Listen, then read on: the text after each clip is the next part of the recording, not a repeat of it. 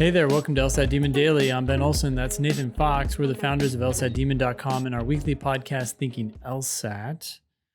We have an email here from new demon-free student Gavin. Fantastic. Welcome. Demon Free has a wealth of resources. Everybody should go to LSATdemon.com and sign up for a free account. There's weeks of studying that you could do just with your Demon Free account, and I hope you will make the most of that. Gavin says, it takes me over half an hour just to solve one game, not including answering the questions. On several games, I have found that after the fact, I did not actually solve the game and realized that there were more possibilities for ordering the game or grouping the game or whatever it is. Is this a somewhat common level of initial understanding? Would you recommend obsessing over a game and not leaving it until I can 100% solve it and it makes perfect sense? After watching your explanations, I can see how you were able to solve it, but I don't necessarily feel I could have replicated the process. You're able to make inferences that are not intuitive to me yet. The impatience kicks in, and I have been moving on to struggle with the next game. I know you believe that logic games are the easiest section to master, and I am capable of that, but it is currently hard to picture myself eventually being perfect on logic games. However, I'm very, very early on in a long studying journey, and I understand that it's going to be a daily effort to get to where I want to be, and I am ready for that. That's from Gavin. Boy, there's a lot to like in that email, huh? Yeah, I think Gavin gets it. The short answer to your question, Gavin, is yes. That's a very common level of initial understanding. Games is the most foreign section on the test to most people when they first start studying for the LSAT. So you're fine. You also have the right mindset about how to get into this process for the long haul. And ironically, that's going to help you make progress faster.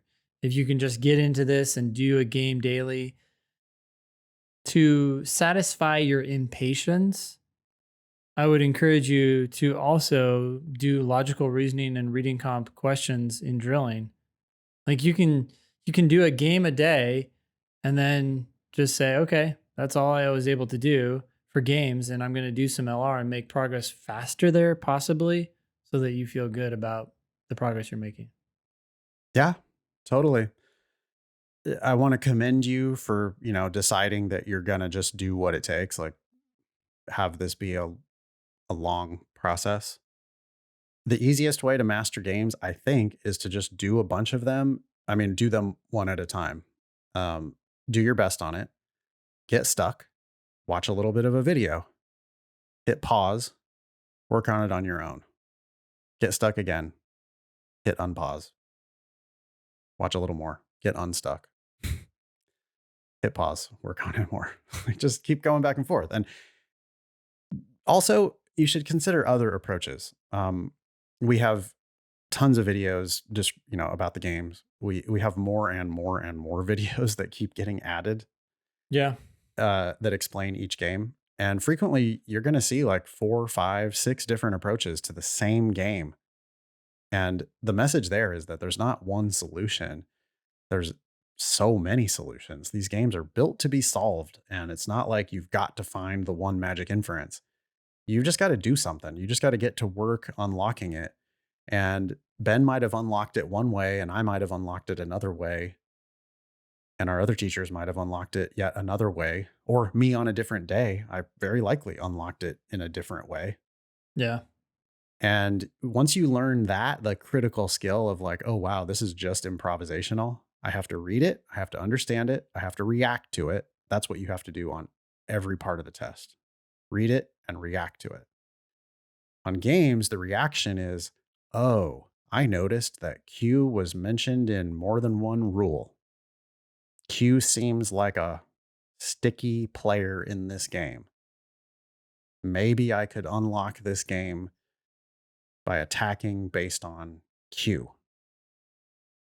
I think our classes are super great for this. I was reading teaching notes yesterday from Eric talking about, I think it was in Game of the Day, and he was helping the students learn how to make worlds, which is just critical to, if you're ever going to get to that point where you're going to do the whole section in 20 minutes, it's because you made worlds. It's like, it's too easy. It's like cheat code for the logic games. Yeah. And Eric was like, well, here's a rule that might have been attractive for building your worlds. And Eric took the class through, okay, here's what that would have looked like. And what would that have done for us? And then Eric redirected the discussion to, but the purpose of building worlds in the first place. What's the purpose in the first place? The purpose in the first place is to eliminate rules, essentially, to simplify the game by baking rules in. And Eric was able to redirect the class to building worlds based on a player who had been mentioned in more than one rule. Yeah. And then it turns out that like that player is so bossy that when you picture them in their limited spots, it ends up just unlocking all the whole game. It's like, oh shit, wow, okay, so there's really only a few ways to do this because this one guy is so bossy. Yeah. And you end up with a solution that is not going to take 30 minutes. It's like part of it is learning that incomplete worlds are really powerful. Yeah. Like you bake the rules in to the point where you get to forget about the rules. And the point isn't, let me figure out exactly where every player lives. The point is, bake in the rules to where, okay, everybody else now is just essentially a wild card. And when that happens, then you can have these skeletal worlds or these empty worlds that no way took you 30 minutes, because we're not trying to just write out all the permutations. That's never what we're trying to do.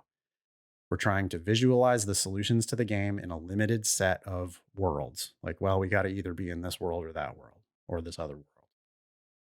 And all the rules at that point have been baked in, ideally. And once you learn how to do that, you can solve any game. It's never, ever, ever going to take you, 30 minutes to solve any game. Yeah. I am confident, though, that Gavin will get there. Do at least one game a day until you get there. Pretty simple. Yeah. So glad you're here.